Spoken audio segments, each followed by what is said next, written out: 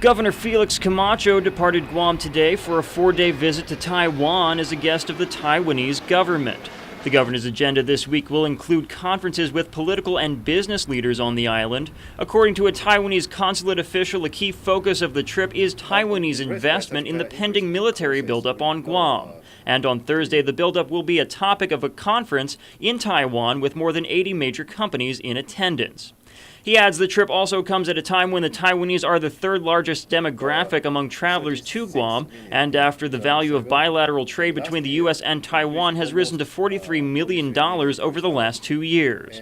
I'm impressed by such kind of increase because, as we know, the global economic downturn, and so I do believe the bilateral relations can be strengthened, especially after government's visit. However, some critics say that while they support Camacho's efforts, the idea of an official visit could be hard for officials in the People's Republic of China to swallow, in light of Taiwan's controversial political status. I think calling it a state visit will create, I don't know, perhaps some concern in Beijing. They have been very sensitive about referring to any visit to what they consider to be a self-governing territory as a state.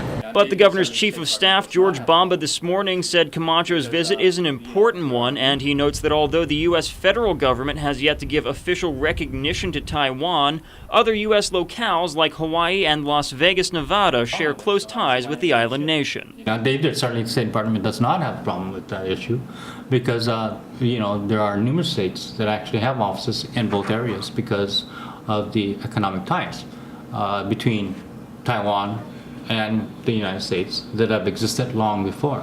Meanwhile, the governor's staff says Camacho is planning similar visits to the Philippines and New Zealand. Stefan Sebastian, PNC News.